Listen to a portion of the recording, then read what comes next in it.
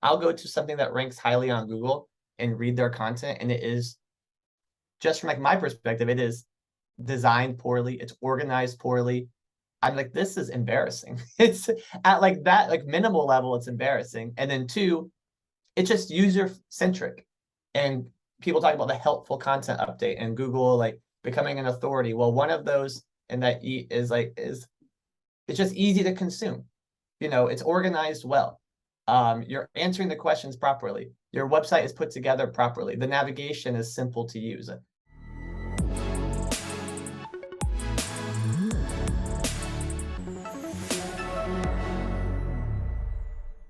Before we jump into today's episode, I'd like to give a quick shout out to the sponsor for this episode, Ahrefs. Ahrefs provides you with an all-in-one SEO toolset that does everything from rank tracking to backlink analysis, keyword research, and technical audits. The best part, you can now use Ahrefs Webmaster Tools for free to identify and prioritize optimization opportunities for your website, see all the keywords that your web pages are ranking for, take a close look at the websites that link back to and refer you in their content, and analyze other websites to find out what drives their rankings. Visit ahrefs.com/AWT and sign up for free. And now, back to today's episode. Hello, everyone, and welcome to another episode of the SaaS SEO Show. I'm your host, George Cassiotis, and today I'm very happy to be joined by Levi Olmstead. Levi is the Associate Director of Content at Whatfix. He has previously led marketing teams at Second Kitchen and G2.com. He was recommended by one of our previous guests, and I'm really excited to be talking welcoming him on the show today. Levi, welcome to the SaaS SEO Show. Yeah, thanks for having me. I'm really excited to chat this morning. Yeah, I'm excited as well. I've heard many great things about you. So before we get started, as we do with every guest here at the SaaS SEO Show, could you please share a couple of things about you and your journey, just so we can connect the dots and understand, why you're here today and why you're doing the things that you're doing? Yeah, definitely. All the way back to like school, I went to Indiana University. I went to their media school. I really wasn't sure what sort of, things I wanted to do after school. I knew I wanted to do something in content creation, but in a business aspect. So yeah, advertising school, media school, learned some basics there. And I had no like real path after that, what I wanted to do. I found a really small startup in Chicago called G2 Crowd, which I'm sure everybody's familiar with now.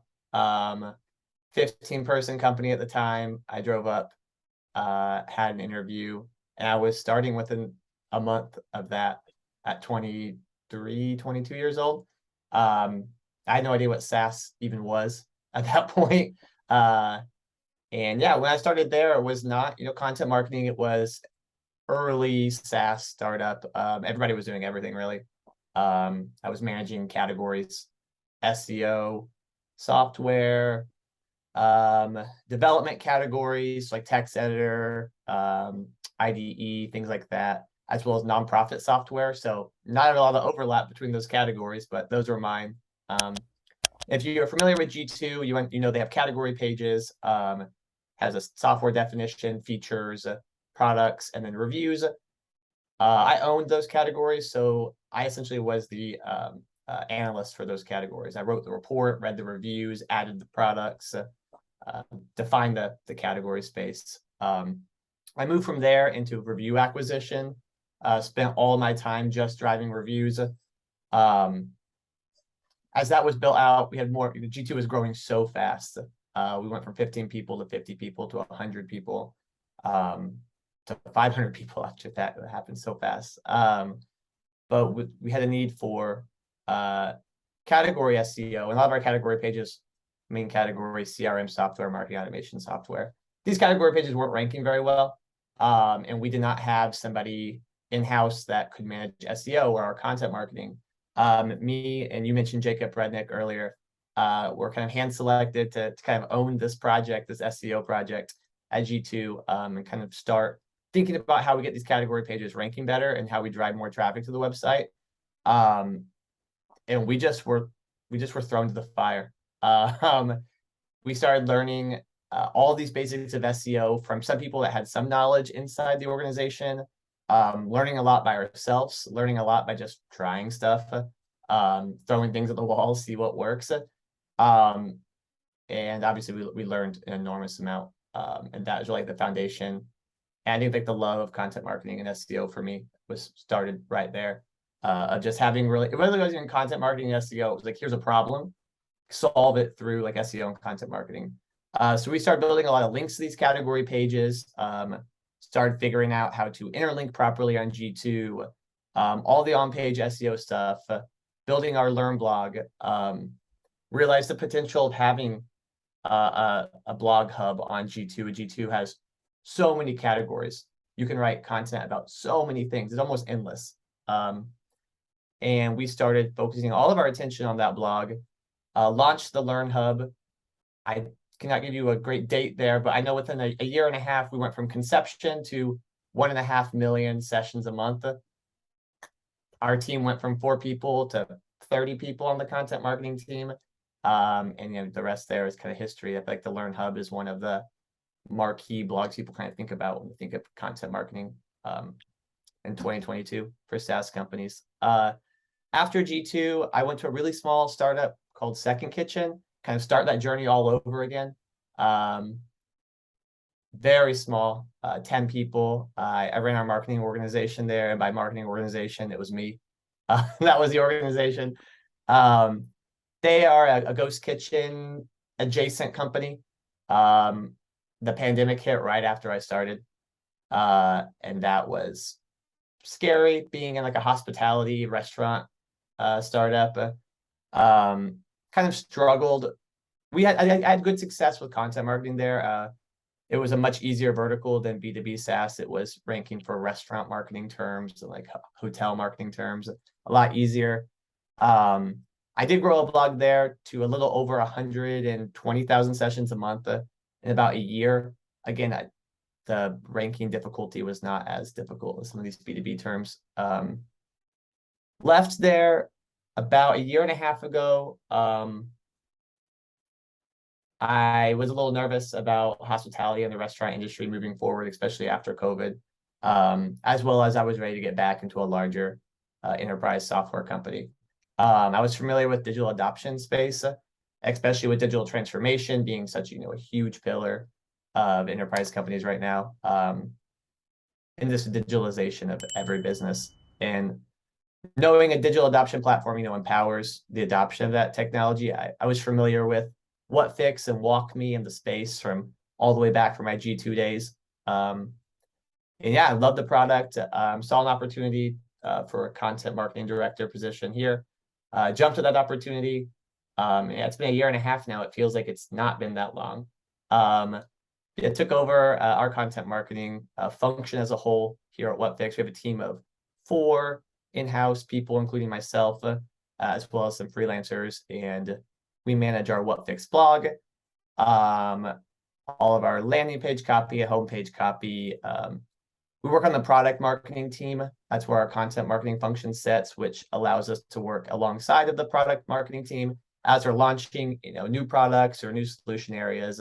And it really allows us to have product-led content marketing. Yeah, that's been my journey so far. G2 really was my catalyst, which I think you've chatted with quite a few other people that started at G2 and started that catalyst into marketing as well. We had several people from G2 here at the podcast, and I'm sure that we will have more in the future. We had Kevin Indig, we had Jacob Radnick that you mentioned, we had Brigitte Potker the other day, and so now you. And I'm always excited when we open the G2 discussion, because it really is one of the best case studies, as I see it, at least. Some people may disagree, but it is one of the best case studies when it comes to organic growth for a SaaS company. And there were many interesting things that the team at G2 did back then. It seems to me, which is not something that I knew, we discussed that with Jacob the other day, that I didn't know how difficult it is, because I never have thought of G2 as a kind of a two-sided marketplace, meaning that in order for someone to visit G2 and get value out of G2, there have to be reviews, which means that you have to work on the review acquisition side, as well as, you know, acquiring or getting visitors who will be interested in, you know, reading these reviews. So, and this strikes me because I never have thought about it that way. I thought, you know, reviews are there. I mean, people just had to drive traffic to the website, but it wasn't like that. I would like to ask, you know, more about G2, but before we do, could you please, for people who are not aware of Whatfix and Whatfix does, could you please give us a quick overview of what the tool does and who gets the most value? Yeah, absolutely. Whatfix is a digital adoption platform. I like to use the analogy of the first digital adoption platform was Clicky on your old Microsoft suite. Whatfix digital adoption platform, it overlays across of enterprise software, SaaS software, and desktop mobile software. It empowers teams, quite a few use cases actually. If you look at it from the product manager side, it empowers teams to create product tours, interactive workflows, a lot of this in-app messaging to support your users, drive adoption, measure and capture product analytics, all that fun stuff. On the flip side of that, you can also think about employee adoption as well as customer adoption. So your customer success teams onboarding your customers, providing support for them when they need it, all inside the app or tool. Same thing, employee software. I think that's one of the adoptions that people don't think about as much. But enterprise companies are spending a ton of money on SaaS software, especially since the pandemic, and making sure that people are, you know, those are expensive investments. So making sure their employees are actually using that software, adopting the features, but also understanding how to use it for each individual use case, right? Like you can use tools for so many different things in 2022. It's not just a one size fits all. So really building personalized onboarding and experiences for your objectives, that's what Whatfix can help you build. Okay, thanks for sharing that. Back to G2 now. When Yeah. Jacob, when Jacob Radnick was leading the con strategy on G2 at G2, you were leading the link building and con distribution strategy. And I've heard that you have done some you have achieved some tremendous, things there. Can you please share any interesting insights from acquiring more than 5K referring domains in less than 2 years? Yeah, definitely. Before we talk about that, I wanted to hit what you said a few minutes ago about G2 being multidimensional, from the reviewer, the reviewee, reading the reviews. There's actually one more dimension as well, too. There's the selling to products. There's like the coming and getting your listing and taking advantage of those reviews. I mean, at the end of the day, it's how G2 makes money, through signing customers that are then leveraging those reviews. So yeah, they have 3 different audiences there: acquiring reviews, driving traffic to read those reviews and to convert at the end of the day into leads for these software companies, that then you need their product managers and their customer marketing people to come claim their profile. So you really have 3 distinct personas there. But back to the link building, yeah, we identified that, Capterra was in the space. They had been around a lot longer than G2, but G2 seemed to be the one that came in, grabbed a lot of the momentum, and become a bigger player than Capterra there for a while. I mean, I guess they're still a bigger player than Capterra, but Capterra still had the market presence of they were around a lot longer. So their pages had been around for years longer. Their domain had a longer history. All of their category pages, and by category page, I mean the CRM software page, marketing automation software page, those pages all had way more domains pointing to them, backlinks pointed to them, than G2's category page did. Overall, when you just compared the domain of Capterra to G2, Capterra had if I remember right, it was like 4 or 5 times the amount of domains pointing back to them. And we felt strongly that our experience of the page and the content on the page and the reviews on the page was much better than Capterra. And so we identified that, okay, the backlink gap might be the reason why we just can't rank for these terms. They're really competitive terms, but we felt that our CRM software page, our ERP systems page, just gave more to a reader than Capterra's page. So it had to be the backlinks that was, not allowing us to rank at the top of SERPs there. So started figuring out how to drive links. We set really aggressive goals for what we wanted our link building to look like.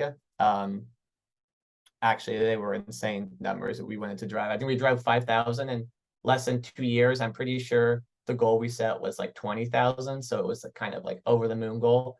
But I learned a lot about link building. I learned a lot that you can't just create a team of 4 or 5.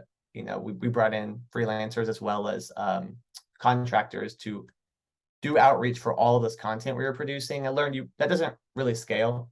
There's only a certain number of emails you can send every month without feeling spammy or feeling over the top. But we learned a lot of, I would say, evergreen or close to evergreen ways of driving links.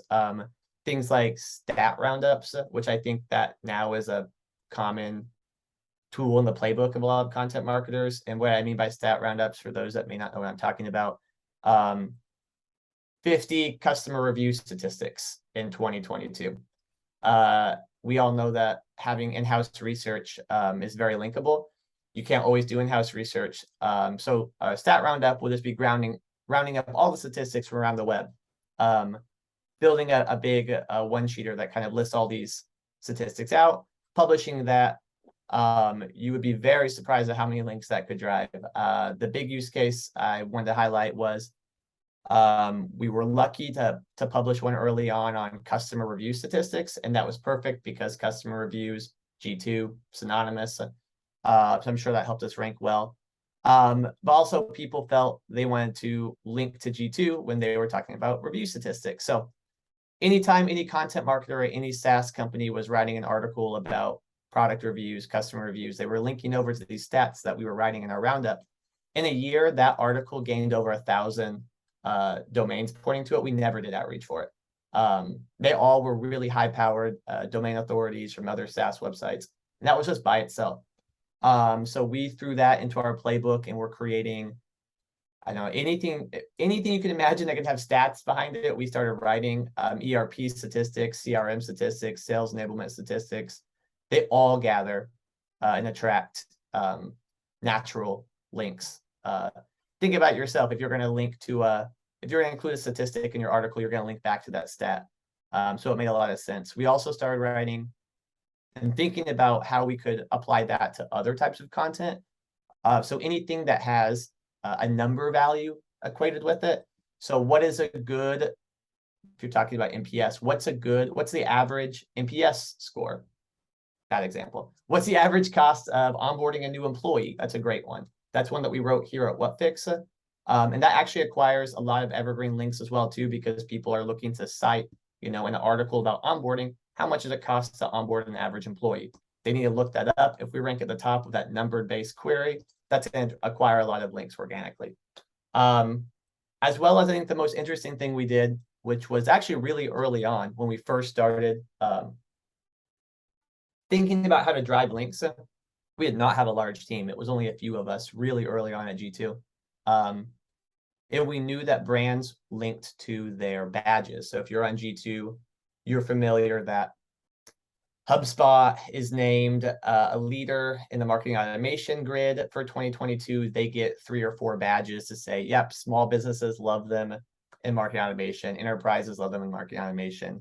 These badges, brands loved those badges. I feel people would pay money for subscriptions to G2 sometimes just so they could put that badge on their website.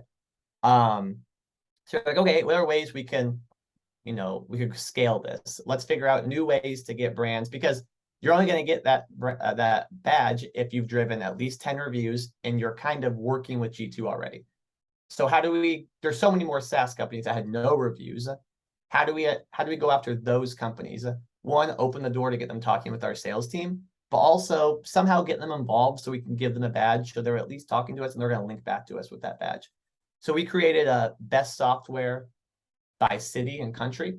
So we had this huge project that was like, what are the best software companies in Indianapolis? What are the best software companies in Chicago? What are the best software companies in inner name here, like Poland? We went all over the place. We did like 25 countries.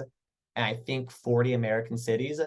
And that project attracted over 1,000 new referring domains. And I don't have any numbers on deals, but I know our sales team loved it because they now had this weapon to take to so many companies that they had never been able to talk to before and say, hey, look, you're now included on this new report that we made.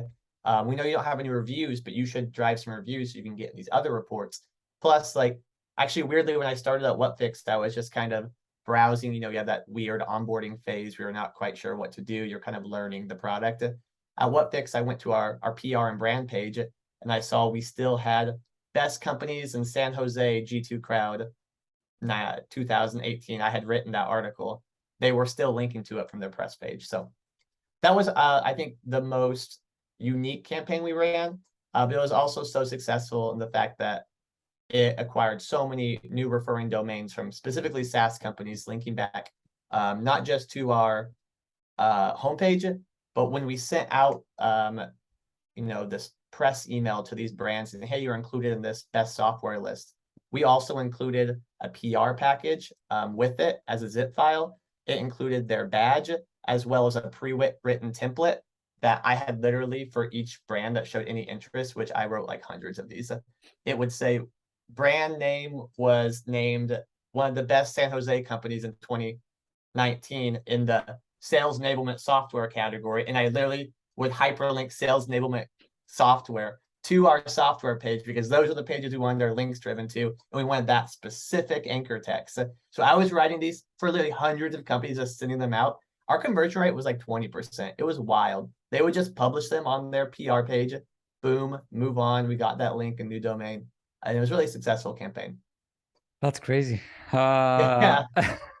That's crazy. And also, of course, I think one of the smartest things that G2 has done, and now, it all makes sense, is the fact that, as you mentioned, like these badges are treated by the SaaS industry, SaaS companies, like a badge of honor. Like you want to have G2's badges on your website because it means something. But like it's great to know like the strategy and the logic behind it. But one thing that I didn't know, and I haven't really noticed on G2's website, and thank you very much for bringing this up. Okay, statistics is one of the things that I guess we all know when it comes to content that's linkable and can help you acquire links passively, let's say. But what you mentioned about anything that has a numeric value, let's say, behind it, such as what is the average of that, or what is the minimum or lowest or whatever of these.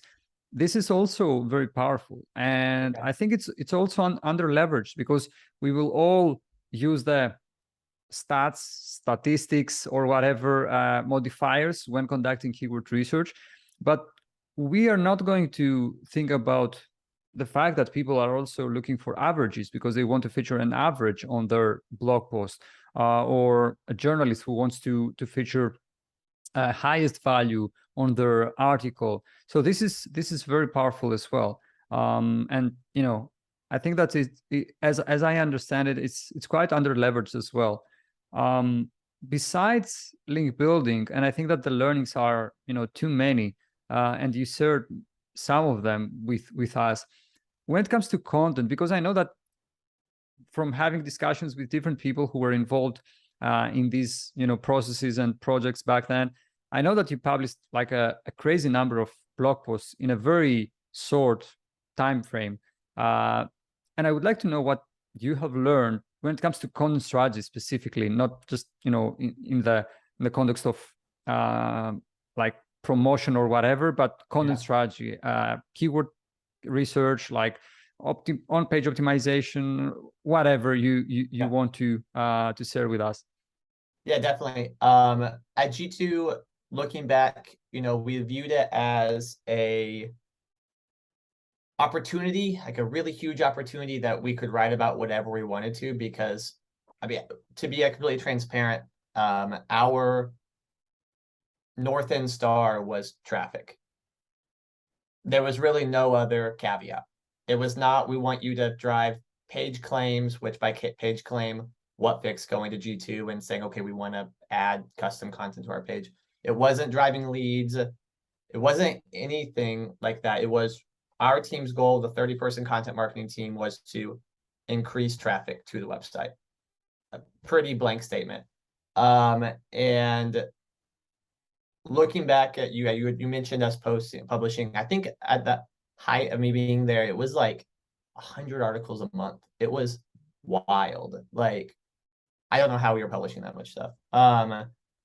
And when I went to Second Kitchen, I really made tight content clusters around just a few topics.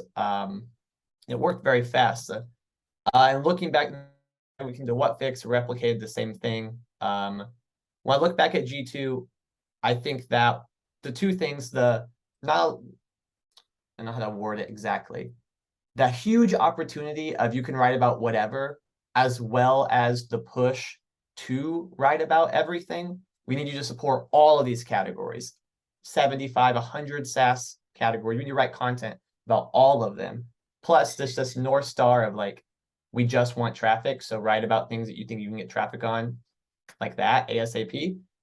Those two things, I think, kind of led us down the wrong path of, well, let's kind of go after this low-hanging fruit as well as stretch ourselves really thin across all of these different topics, which I think instantly you're like, duh, you should have like really honed in on a few topics there. It's a missed opportunity on our part, and I wish we could go back and fix that, because I think what we did, we could have replicated it times 10 if we would have just, we had a team of 30. I would say 20, 15 of those people were writing a lot of content, at least 8 articles a month. And so instead of giving all 15 people a specific niche, we should have focused on like sales and have one writer do sales enablement, one do, sales training, one do sales onboarding, and make these really tight, similar clusters around similar types of, themes around one larger cluster, and then dive throughout into those clusters. I look back at all the time and think, wow, we could have, I know we went to 1.5 million, but I think we could have done like 6-7 million in that time frame by just tightening our clusters way, way closer. Because again, it was just that huge opportunity of write about the amount of traffic you can get is endless for all these categories. Really led us down so many rabbit holes of chasing traffic, and trying to build just like clusters everywhere. And I think that was probably one of our biggest mistakes. And again, I think looking back, I don't even blame Via Jacob myself, because like I said, we were kind of thrown to the fire there.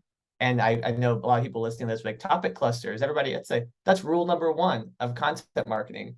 But we were new to content marketing. We still weren't quite sure of how important that was. And I think that's one of my biggest learnings, is that really tight content clusters is probably the most important thing to a successful content marketing strategy. That's a very important one, and one that we try to communicate to our clients, to our audience, and anyone we communicate with. How do you approach strategy today at Whatfix? Would you say that is this one of the elements of your strategy, trying to dive really deep into very few things? And what else is part of your strategy and approach to content marketing? Yeah, definitely. So definitely tight content clusters. When I started at Whatfix, the blog here, they really wanted me to focus on the blog. They had looked at G2 and other blogs, and they wanted that to be replicated here as well. And one of the first things I noticed was, well, first of all, the design of the blog was really bad. The navigation was horrendous. It was really hard to read, huge content blocks. The font was really small and was like gray. So that was one of the bigger changes in the beginning.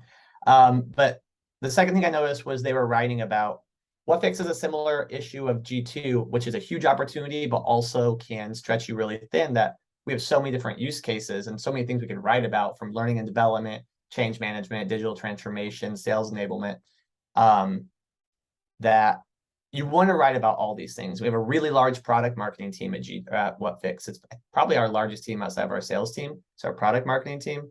In every one of our solutions, from CRM adoption, ERP adoption, but even specific tools like Salesforce adoption, Workday adoption, all have a product manager working alongside them, building that solution area up. And they were writing their blog strategy before I began at Whatfix was, well, we need to support all of this stuff. So they were writing an article about Workday adoption, and then an article about change management exercises, and then an article about onboarding a new employee, and then an article about, digital transformation. So it's all over the place. So that was the first thing. Back to that learning from G2, I was like, we need to really focus on a couple clusters and build them out. So the first one we did was learning and development. I'm looking at employee onboarding, employee training, and employee development. We've since moved on to new clusters as well.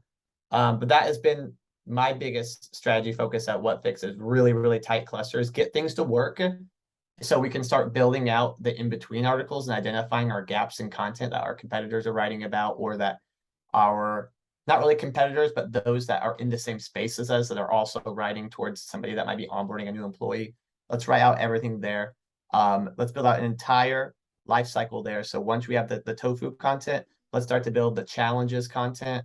Let's start to pull them down the funnel a little bit. Let's introduce them to the digital adoption concept. And then let's give them a free template that maybe, most people aren't in a position to buy an enterprise software, or they even know what digital adoption is. So let's give them a template to solve their onboarding issues, their training issues, their skills gap issues, whatever issue they're solving. Let's create an ebook or a helpful quick hack Google spreadsheet template, gate it, get their information, get them into our lead cycle so they can at least start seeing our brand and learning about digital adoption with us. That's our strategy here at Whatfix. We don't really, we're not a small publishing blog. I know a lot of brands are moving away from that more high frequency blog publishing strategy. I don't think that's a great idea. I think it's still important to publish a lot of content. We probably publish, I think our number for Q4, I was just finishing up our Q4 plans a few days ago. I think it's like around 40 articles on the blog for Q4. So around 15 to 20. I know this quarter was more, it was around 60, so around 20 articles a month. Yeah, just really building out our content clusters. We try to look at clusters from like a macro perspective, from HR, L&D, to a tight cluster. So like digital onboarding, to like very, very mini clusters. So like video and employee onboarding, and then breaking out like that cluster. And that's how we kind of tackle clusters at Whatfix. The second part that I wanted to highlight too is that content marketing. I think I said this earlier. Content marketing sets in the product marketing function, which before I started at Whatfix, I would have not told you I thought that was a natural fit. It's been amazing because I work alongside the product managers who are fluent in how Whatfix provides answers and solutions to all these problems and very niche personas. So they're able to really empower me to know how Whatfix is contextually helping solve these problems, as well as their buying personas. But also I work right next to them. So I have all this wealth of like product gifts and screenshots so that we can use to really make our content product led. So anytime we're using screenshots, it's a Whatfix screenshot. And it's really investing in product led content marketing. You mentioned in the beginning of this answer, you mentioned experience and design. It was one of the first things that you did. And you mentioned it again when you were discussing, the first steps, let's say at G2, you discovered that the experience was better compared to, other review sites. And I would like to hear your thoughts on experience and UX in general. When it comes to content and SEO, because I think that it's one of these things that we choose not to do as content marketers, as SEOs, as whatever, however you want to label us. We choose not to do it, but I have several examples of UX becoming an increasingly important not factor, because I don't want to examine everything under the lens of Google search, but a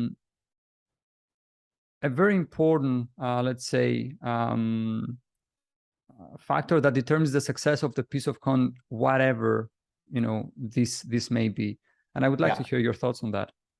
I will go as far as you just said. I think it is a huge factor. We talked early on about link building kind of falling off in terms of its like relevance. Obviously, it's still important to get things ranking faster.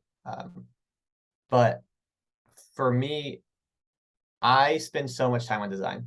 I think one is because I really obsess over small details sometimes, but it's the most outside of the content itself and like the tight content cluster and like the really strong writing. I think it's the next most important thing. If somebody comes to your website and your website is presentable and is fluid and you enjoy your experience and you're able to find the answer to your question right away and navigate that page and it's a pleasant experience, that the pleasant experience is the closest word I can get to it. I don't even know the actual emotion people feel when you go to like Pitchfork's website and the landing page is just beautiful and it's just so well done. It makes you want to share it. It makes you want to read the rest of the article. It makes you want to come back and read their other stuff.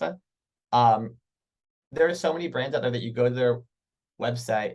I'm sure we're content marketers, so I'm sure not every single person thinks this, but I'll go to something that ranks highly on Google and read their content, and it is, just from like my perspective, it is designed poorly, it's organized poorly. I'm like, this is embarrassing. It's at like that like minimal level, it's embarrassing. And then two, it's just user centric. And people talk about the helpful content update and Google like becoming an authority. Well, one of those and that is it's just easy to consume. You know, it's organized well. You're answering the questions properly. Your website is put together properly. The navigation is simple to use. A great user experience is at the center of ranking well, and it is overlooked by so many content marketers. And like to what you were saying, I think it's because a lot of content marketers are scared of, you know, UX seems like a more hard-skilled concept. They think they have to learn a programming language or JavaScript, or we have to rely on our development team to come in and make this change to WordPress. This is something that I feel like I'm in a very small minority of, but we use a tool called Elementor at Whatfix. It blows my mind that content marketing teams are using Whatfix like raw editor and then having like just CSS and HTML change the design of their pages. I built a custom landing page template in Elementor, which if you're unfamiliar, Elementor is a website building tool that sits on top of WordPress. And then we go in and we pull all of our content inside Elementor, and then we create global widgets so they can be changed across the entire website.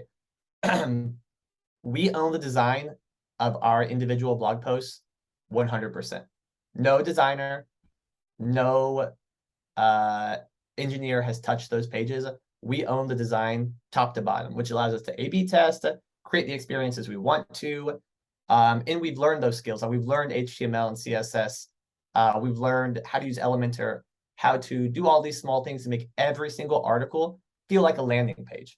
So you go to a blog and you read all these blogs, this is boring, this is awful. There's no difference here. I go, people a lot right now talk about 5 strategies to improve digital adoption, and every digital adoption website has the same article. Okay, well, you can do so many different things to differentiate yourself, and one of them is page experience. And just having a user enjoy reading your article because the navigation is nice, it's easy to read, they enjoy being there. And that reflects itself in your time spent on page and your number of articles you went through, and even like subscribing to your email newsletter. Like if I go to a brand that has a beautiful blog, and I literally have examples, I have them all pinned on in my browser because I go to these. It's one of my biggest reasons if I pin your blog is because of the design. But Ahrefs, fantastic. User Guiding, which is a competitor, so I shouldn't even say that, but they have great design. Zendesk, Valamis, Guru. It is a concept that, again, like I said, I think if so many content marketers feel they can't impact because they're not a designer or a developer, so they shouldn't push on it too much. And then, when they do, they feel like they have roadblocks because, well, engineering doesn't have support to make these changes for, this amount of time. You can do these changes yourself with tools like Elementor. And I think it's just a huge miss for so many content marketing teams right now.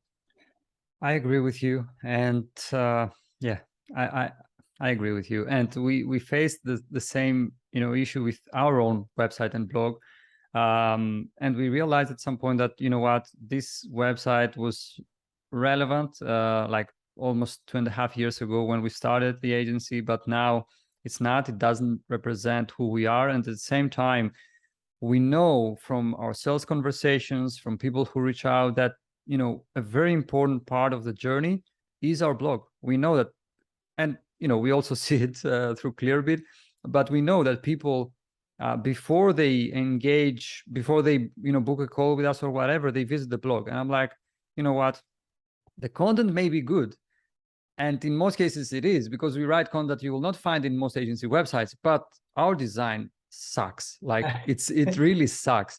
And I faced that reality, and I said, you know what, we can't delay that any longer. So what we, and at the same time, we don't have the time to do it ourselves, because we have so much work to do.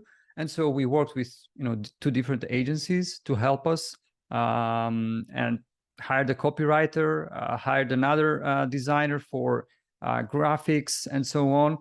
And very, in a couple of weeks, actually, we will launch the new version of the website, exactly because I feel that it's a certain perception that you create through the design of your blog, of a blog post or whatever. The content may be great, but unless you connect that to great design, a great overall experience, I think people are not going to appreciate just great words or a great concept. Like, it has to be a holistic experience, let's say. And I agree with you. And we just try to communicate that more and more and more to our clients as well, because we feel that this is a weakness, let's say, that many content and SEO teams have, which I think that UX is massively under leveraged, and it should be a part of the conversation as to how we should optimize things and so on. Yeah, so many things I want to respond to that too. You're completely right. And it's like, clearly, if you have a better designed website with better navigation, your like on-page engagement rates are going to go up, which at the end of the day, that's going to help you go higher in Google rating or SERPs. Also, when you get to the top of Google, when you get between that page 1, and there are maybe 6 other brands that are writing something to target that keyword that's equally as good as yours. Maybe yours is better in this one way, theirs is better in this other way. They're very similar. So the ranking factors, what are they going to rank better? If your page is designed better and looks better, that is a way just to put yourself above that competition and stick out. And the third thing there is, think about it, it's the same in anything. It doesn't have to be B2B software, anything at all. If you're going to buy a craft beer, honestly, at the end of the day, sometimes the taste of that beer is going to be like secondary to like really cool branding and packaging and putting it all together. You think about any product like that. Like, beautiful branding is a way, especially for more expensive items. Enterprise software, if somebody's coming to your enterprise software website and you have a shitty design and a bad navigation, and people don't, they're just like, what is this? This is boring and embarrassing. It's going to be a differentiator. Yeah, totally agree. Totally agree with you. And we could go on and on about this, but we are kind of running out of time. And I have a couple more questions that I would like to ask, though. One of the things that I really liked about your blog is CTA placement. I like it both from the standpoint of CTA relevance and also design that we just discussed. For example, your blog post for the change agent has a CTA on change management, which I'm not an expert by no means, but I see a relevance there. I would like to know whether or not you have a process behind CTA placement, and how do you ensure that you're not missing any resources from your content inventory when placing CTAs on your blog? Yep, definitely.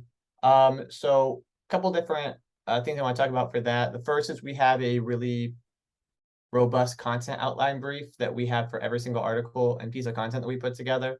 It includes a table with like 30 different things that need to be filled out. A few of those is what solution page should the main CTA go to? What's your buyer persona? And then we have topic cluster as well as CTA. And so everything we write falls under a main topic cluster. And then we put the buyer stage, so awareness, consideration, buying. And then we have global CTAs for every one of those if you put them together. So learning and development, consideration. We have a specific CTA for that. And then we can go in and tweak, and it will tweak it across all the blogs. We select that before we even write the article. We know what it's going to go to. And so awareness normally is like a template or an ebook. Consideration is maybe like to our what is digital adoption platforms pillar, and then buying is, get a demo or to the product page. The second there is that we use Elementor. Again, we own everything design on our landing pages and our blogs. So we can make small tweaks if we want to, which we do many of the times. We write to so many audiences. Let's say we're writing, an article we wrote recently was 5 ERP adoption challenges. So we just took out like software adoption and put ERP adoption. So the small mini tweaks there. We also do a copy check as well as an SEO check. But I think the biggest thing that empowers us there with those CTAs is Elementor. Again, I feel like if I had to give 3 secrets to somebody starting a content marketing team, it would be use Elementor to design your website. And you can create templates for all of your different assets. So then you have a little repo right there in Elementor that you can click, and there's every ebook you've ever created. You can just clone a template of the previous CTA, change the wording, change the link, boom, you have it. You can just throw it into your articles without having to create a new CTA every time. The last question I have for you before we wrap things up would be, what do you think the future holds for SaaS companies when it comes to content marketing and SEO? Yeah, I think one big trend that's not really content marketing specific is general SaaS trend is, when I was at G2, there started to be this movement to really niche software, either in what its solution was or who it was targeting. So a few examples of that is, instead of being a CRM software, now they're a hospital CRM. I think a better example is some POS systems. Instead of being just a POS system, you're a boutique POS, or you're a brewery POS, or you're a, in there, whatever here, you're a POS for plant stores or marijuana dispensaries or literally anything in between. These are all spaces that then they wanted categories created for. I want dispensary POS system to be a G2 category. Okay. Or like I said, best of breed software that only does like one very small specific thing. I think that is flipping back to generic. I mentioned G2 or I'm sorry, Whatfix earlier, and what we do. We are introducing this new concept of userization and building experiences that are contextual to the user, not just personalized like onboarding flows and things like that, but like specifically the platform's experience is tailored to whatever solution that they're trying to solve. And that could be sales enablement or driving NPS scores or learning behavior analytics or whatever. And so brands really going back to this vague messaging that we're just a technology that can help you solve whatever problem you have. I think that's a huge trend right now in SaaS. It's just moving back from niche. The pendulum's going back to generic. I think specifically in content marketing, and excuse me, my dogs are both just like ran in here right when I started answering that question. But in content marketing, I see a lot of like thought leadership on LinkedIn right now, as well as just like forums talking about you should be cutting back the amount of content you're writing, write one content piece a month and break it out and repurpose it in all these other places. You need to have a distribution strategy, and all of that is obviously true. There's no need to write 100 articles a month like we were doing at G2, especially when you don't have a way to get people's eyes on there. If you're writing something and it just sits there collecting dust, you haven't really done anything. At the same time, organic search is a distribution channel. And if you can create not just a distribution channel, it's a more powerful distribution channel, I think, than social. Yeah, you can be viral and you can drive, people coming clicking on your stuff, building a community on social. But if you can have really good organic search and build out these topic clusters, one, you own the conversation around anything in your vertical. You are the one that's setting trends. Two, people are coming to learn with you. Three, people pay so much money for Facebook ads and Google ads. You've created your own advertising platform. You don't have to pay money for these ads, because now when people are learning about anything in the realm of learning and development, they're learning it with you. Which obviously you can retarget them if you want as well too. And four, back to organic search is a distribution channel. If you're doing content marketing the right way, you shouldn't be publishing 100 articles a month that are just bad and all over the place. But if you're publishing 30 articles a month and they're answering all of these really tight questions in this cluster, they're going to rank well, and they're going to drive organic traffic. And I just saw a stat I wrote down this morning. I really wasn't even going to talk about this, but I wrote it down. I saw somebody on LinkedIn this morning, right? 90% of content that you write on your blog will never rank on Google. Whoever says that, and if that's your statistic, then you're doing content marketing wrong and you need to reevaluate your organic strategy. We have a little over 400 articles published on our blog, which is a lot.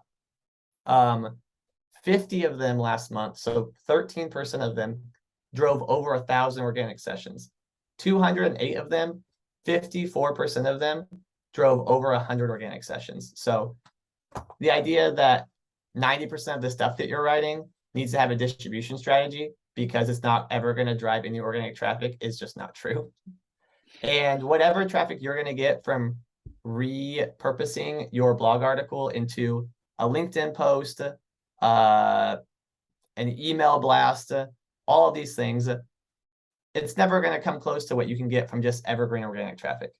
At the same time, you're going to be able to find creative ways to build more distribution channels from your organic traffic, like your email newsletter list. Throw templates out there and gate them. Just ask people to subscribe to your email.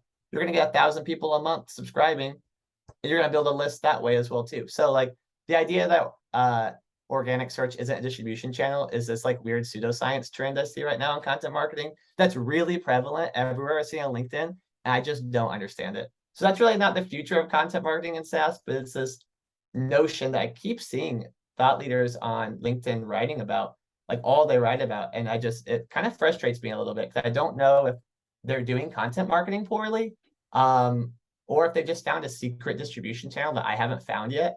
But I haven't found that distribution channel that's better than organic yet. And if anybody else has, please reach out to me on LinkedIn and tell me. I think that's a great way to wrap things up. This was an amazing episode. I think it's extremely insightful, and I will definitely urge people to watch it. Call to action for our listeners. Where can people find out more and get in touch if they'd like? Yeah, absolutely. You can find me on LinkedIn. My name is Levi Olmstead. I have a Twitter. I'm not too active on my professional business Twitter. My website's leviolmstead.com. If you want to contact me, I love chatting with people, free consultation. I don't even call it a consultation. We could always set up a meeting and talk about your content strategy. I really enjoy content. And then please check out the Whatfix blog if you want to see a great example. This is me tooting my own horn, being a little bit of a narcissist. If you want to see what I think is really good content, please subscribe to the Whatfix blog. Come check us out. See some of the cool things we're doing there. That's great. Levi, thank you very much for being so generous with your time and for sharing all this knowledge. Really, really insightful, great stuff. And I hope that, we will have the time to have you, or the chance to have you back on the show when Whatfix will be, the next great case study when it comes to SaaS and content SEO. Thank you very much, and looking forward to future discussions like this. Awesome. Thank you so much. Appreciate the kind words. Yeah, definitely want to come back. Before you go, I'd like to give a quick shout out to the sponsor for this episode, Ahrefs.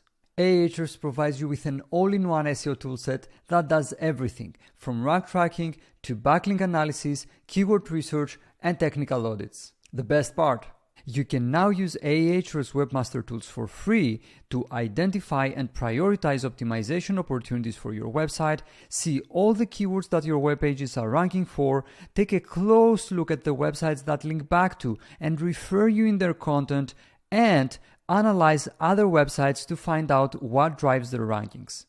Visit ahrefs.com/AWT and sign up for free.